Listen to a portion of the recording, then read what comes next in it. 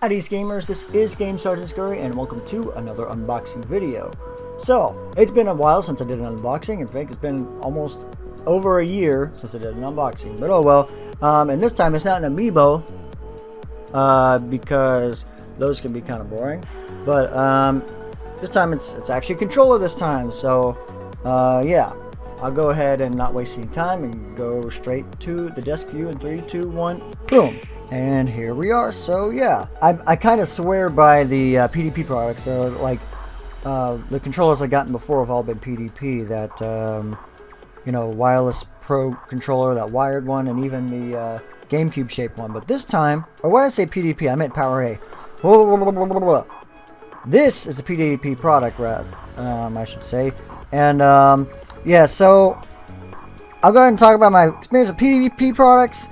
I mean, PDP controllers have been decent, but I always have the same problem with every time with the controller. So before I open this one's a Afterglow PDP Afterglow controller, and I'll sort of bring out this old controller I used to have for the Wii U, and this is also a PDP Afterglow controller. And I even used to have 3 of them for the Xbox 360, one red, blue, and green. So this is the blue one, obviously. And the controllers, I remember, like, I always loved the feel of the controllers. Like, this one feels like nice and bulky, and it's, you know, got some nice weight to it. But the sticks were always flimsy. Like, look at this. This happened within like maybe 2 months of use. And it sucks too, because I had been using this controller like primarily, and even the right stick, you know, you don't see it, but like right about here, there's like a little bit of chippiness. It's not wobbling or anything, but you can feel it when you put your thumb on. And yeah, I always liked the controllers though, the feel of them. So. Oh, and the other problem I have with this controller too, the triggers feel analog, but they're still digital. So like if you barely tap it on top, it'll register as a press. So like if I was playing Smash 4, like I would accidentally shield or grab, I forget, like accidentally shield or grab, or like in the menus, you know how if you push the trigger button, it'll skip forward or back in the menus, and I had problems with that at the time. So I'm hoping, and I'm you know, I'm not optimistic. I mean, this controller was $30, so it was relatively cheap in comparison. But the features that it says that this controller has, I guess more than make up, like they may or may not make up for the issues with that other controller. I don't know, or the problems. Like I do expect one of these sticks to break sometime soon, especially if I'm playing Smash. But anyway. Let's just go look around. Maybe you guys can't tell from the lighting here from the camera. Actually, the camera's picking it up pretty well. There's this, like, I forget what you call it, but it's like I guess a hologram, where like you move it around and it changes the color and stuff from, I guess, red, blue, green. Apparently, you can actually customize the color setting. So it's like, if you want it to be red, blue, or green, or somewhere in between, you can do that. Over here, yeah, customizable lighting. Sorry, I'm kind of moving away from the mic. The mic's over here, or here, but the camera's over there, so I have to like move away. But dual programmable buttons. So okay, so it has that similar thing that Power A controller has. So like you know, cheater buttons is like what I like to call it. And this is interesting too. It has the, you know, support for a headset. So maybe like if you're playing Fortnite or something, you could plug your headset in there for voice chat. That would be interesting. And it also raises the question, will you still be able to hear it from the TV even if you have it plugged into the controller? You know, valid questions, I'd say. Okay guys, so as a demonstration, I'm interjecting where I here for just a second. I just tested these, you know, the audio port right here on the PDP controller, and I have to say, sounds good. I'm not hearing a dip in audio quality or anything. So there you go. Back to the desk. But anyway, let's go ahead and actually open this thing. Nothing too fancy on the other sides. Just you know, showing off the controller. Nothing on bottom.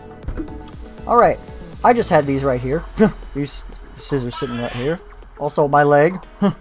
That's my phone. Let me just do these. I don't know if I mentioned in my most recent unboxing, but hey, I got new scissors, so I don't have to worry about I don't have to worry about those tiny yellow ones that were disgusting too. They were like 50 years old or something like that. I don't know. I'd had them for a long time, but yeah. Pop this guy open. Slide this out. And hey, and it's wired too, so oh, this actually looks decent. Hold on, let me bring out the regular Switch controller. I got the Switch on, by the way, as you can tell right here. So yeah, anyway. Yeah. And you can tell right here the Pro controller is on, so I don't want to like mess up with anything. Okay. Oh, okay, hold up. So what I'm gonna do is, I guess, just pop this out. Oh, okay, it just the wire goes, so it's detachable. But let me pop this out. This looks like it'll feel just like the regular Pro controller. This looks very, very similar. They, you know, just like with very subtle differences. This looks not too bad. I'm gonna do like a feel comparison. So let me feel this, and then let me feel this. Okay, it's not the same. I didn't expect it to, but like, let me see. Okay, so there are buttons down here. It's, you know, it's not as thick, I'll say. Let me see. Yeah, there is quite a bit of a difference. I do like that it's see-through. I always like the see-through the controllers where you can see the insides of them. Like, they do look very similar. Probably as similar as a third-party controller is ever gonna get.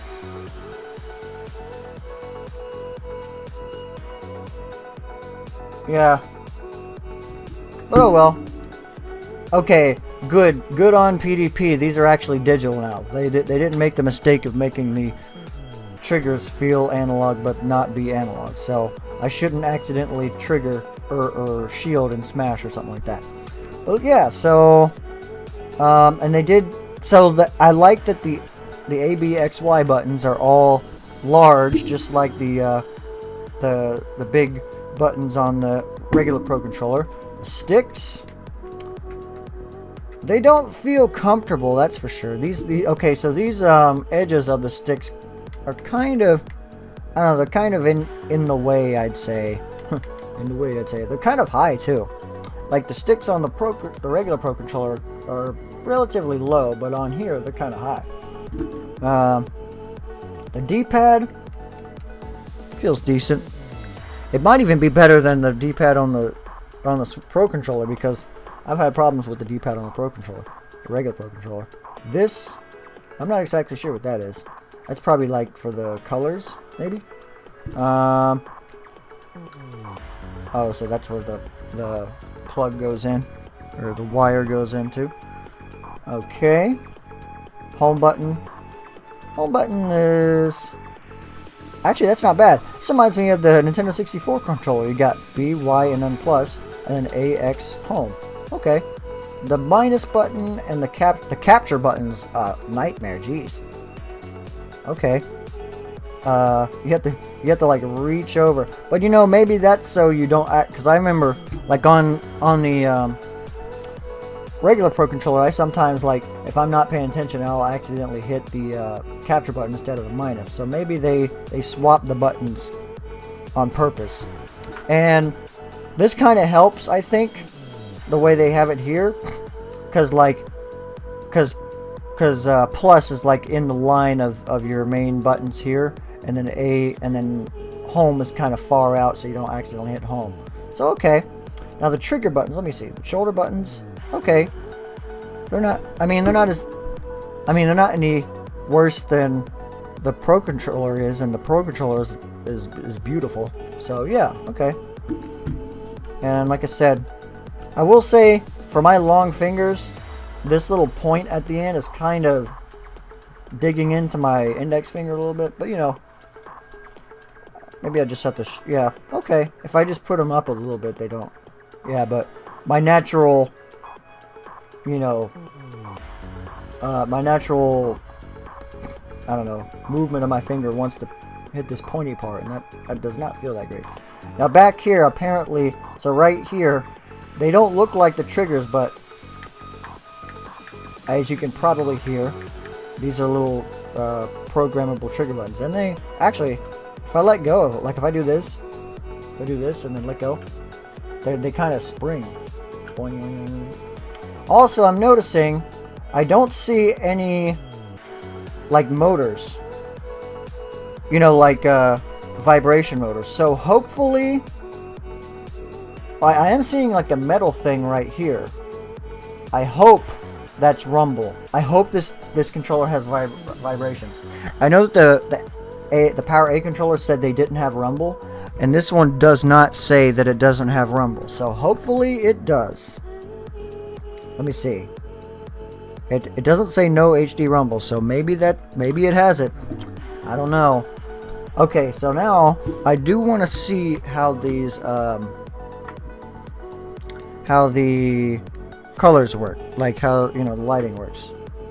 I'm assuming it's just a button that picks like different colors, but maybe you can actually like go through a whole color spectrum, and I'm assuming those instructions in there will show you how to do it. And since I have the switch on, I'll go ahead and plug it in. Oh, there's a Bluetooth thing right here. Oh yeah, I use a keyboard and I use a keyboard whenever I'm playing like games that, you know, you can like do a chat box or something on.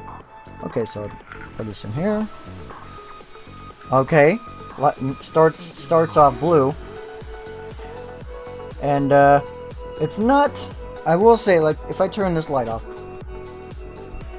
it doesn't light up quite as much as the old controllers did. But if I press this, okay, let me look at them. Press either L or oh, so this and that. Oh, interesting. Oh, so they're like color modes. So this one's like it goes through the whole spectrum. That's actually badass. And it seems to like, I don't know, it's like seems more visible this way. I want to keep it on red though. So mode 2. Okay, mode 2 is fade in and out to a set color. Okay. Mode 3 will cycle through all the colors, and mode 4 will react to the movement of the sticks. Oh! Oh, that's awesome! Oh, and then... Oh, so this is like brightness. Oh, that's actually really cool. So like, right is purple, left is yellow, up is sort of green, and down is, I guess, the bluish side of the spectrum. That is actually very... That's one of the coolest things I've seen so far. And then... Okay, now what I don't know is if there's rumble. So what I'm going to do is...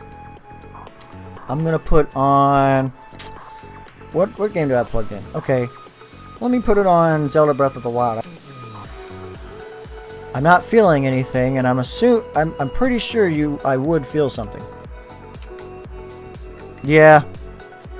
Although that is very cool. So no rumble. That sucks. Oh well. That's a bummer, but I guess the trade-off is this light.